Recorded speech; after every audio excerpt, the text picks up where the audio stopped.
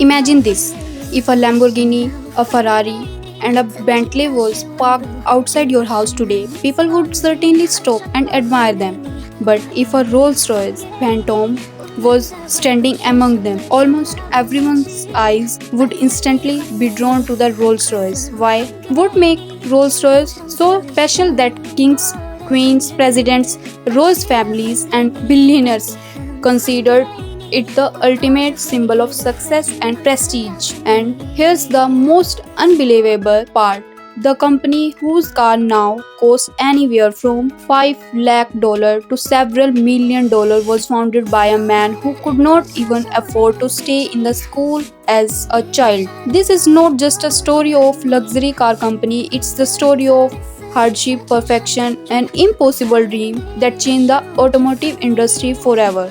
This is the complete story of Rolls-Royce. Our story begins on March 27, 1863, in the small English village of Alverton. It was here that a young boy named Frederick Henry Royce was born.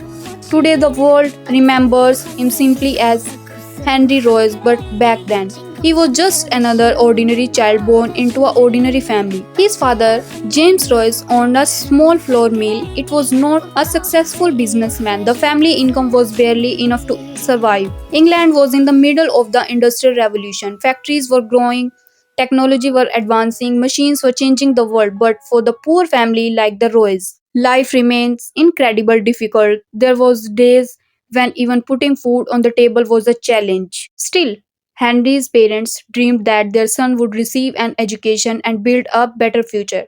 Unfortunately, life had very different plans. When Henry was only 9 years old, tragedy struck. His father passed away unexpectedly.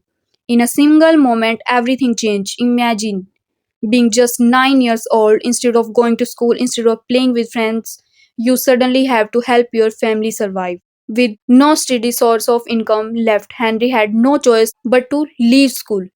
His childhood ended far too early. He started selling newspaper. He took small jobs whenever he could. He worked long hours just to earn enough money to help feed this family.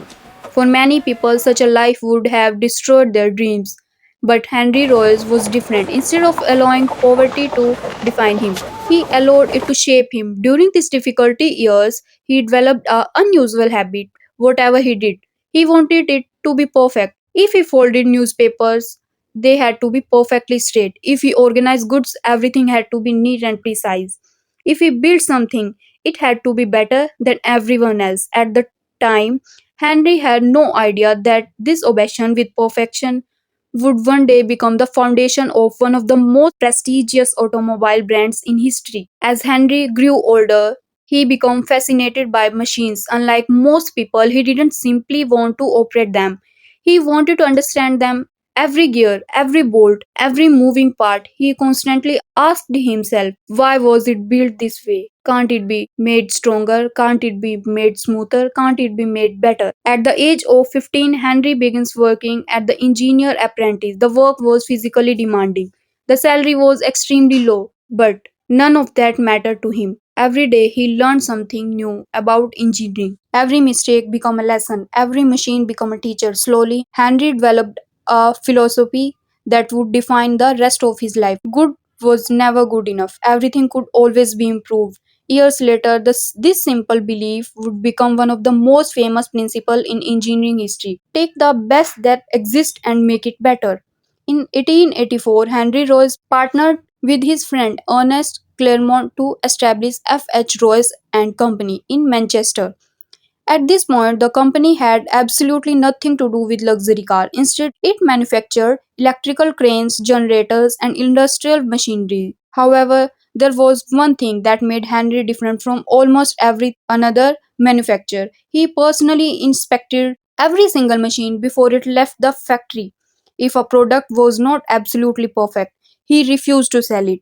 This level of quality control quickly earned a reputation across Britain. Customers began saying, if Henry Royce built it, you can trust it.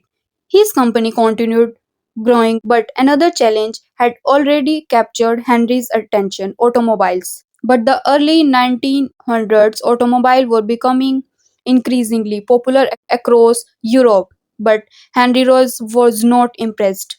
He believed that most were noisy, poorly engineered, unreliable, and badly built. One day he purchased a small French automobile called the Decauville. Instead of simply driving it, he completely dismantled it. Every bolt, every screw, every gear, every mechanical component. For weeks, Henry carefully studied the entire car. Then he rebuilt it from the ground up. But this every week component, the result was extraordinary. The car became quieter, smoother, stronger, and far more reliable than the original. That single project changed Henry's life forever. He realized something remarkable. If I improve someone else's cars this much, why can't I build the finest automobile in the world? And that was exactly what he decided to do. In 1904, Henry Royce completed his very first automobile, the Royce 10 HP. Compared to other cars of its time, it was exceptionally smooth, remarkably quiet, and incredibly reliable. Anyone who drove it immediately recognized its superior quality. But despite creating an extraordinary automobile, Henry Royce still faced one enormous challenge. He knew how to build the world's finest car, but he had absolutely no idea how to sell it. And at that every same moment, somewhere else in England, a wealthy businessman named Charles Royce was searching for the perfect automobile. Neither of them knew it yet, but destiny was about to bring them together. That one meeting would not only change their life, it would change the history of the automobile industry forever. But that is the story of the next episode. In part 2, we will witness the historical meeting between Henry Royce and Charles Royce, the official birth of Rolls-Royce brand, the legendary Silver Ghost, and how to Small Dream become the most prestigious luxury car company in the world. Trust me, you don't want to miss part. If you enjoyed the story, you don't forget to like the video, subscribe to the channel, and turn on the notification so you will be first to watch the next chapter of this incredible journey. Thanks for watching. I'll see you in the next episode.